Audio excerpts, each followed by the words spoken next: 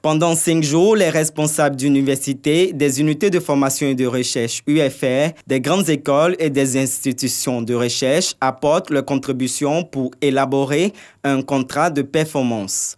Il s'agit d'un document qui indique la démarche que doivent suivre les activités pédagogiques pour parvenir à un management de qualité. Le ministère de l'Enseignement supérieur et de la Recherche scientifique y accorde du prix. Il s'agira pour cette deuxième phase qui concerne l'actualisation des plans d'orientation stratégique en impliquant tous les acteurs de la communauté universitaire, de faire un diagnostic sans complaisance avec un seul objectif, celui de l'amélioration de l'existant, de proposer des solutions permettant non seulement un fonctionnement normal de nos institutions d'enseignement supérieur et de recherche, mais aussi et surtout de les rendre désormais plus performantes, de définir dans une démarche participative les résultats attendus au regard des objectifs initialement arrêtés en cohérence avec la vision de l'État et enfin d'identifier clairement les actions à mener, les cibles, les indicateurs de performance, de suivi et d'évaluation afin d'apprécier au plus juste les moyens que cela nous impose. À travers les contrats de performance, l'État et les différentes institutions engagent des négociations pour identifier conjointement les indicateurs de performance des institutions publiques d'enseignement supérieur et de recherche. Ce projet est financé par la coopération française à travers le contrat de désendettement et de développement C2D.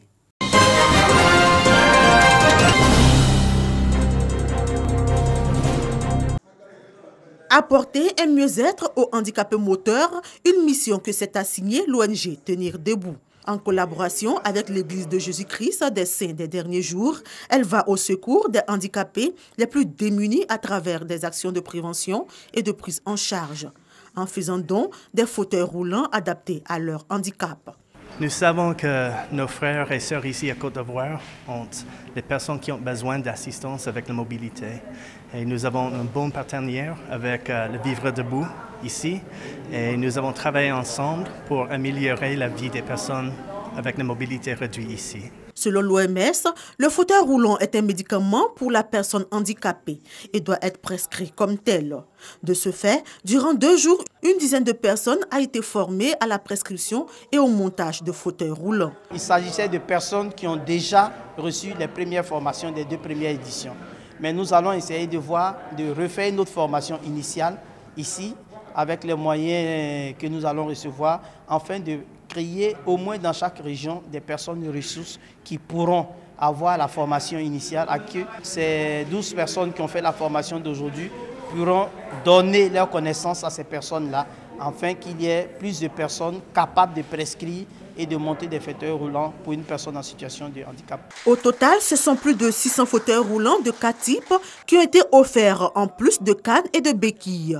Ce matériel sera distribué sur toute l'étendue du territoire national.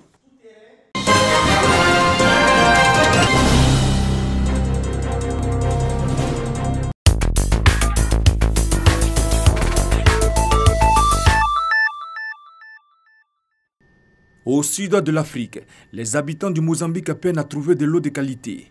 Bientôt 2 semaines que le désastre matériel et humain a été provoqué par le passage de la violente tempête Idai.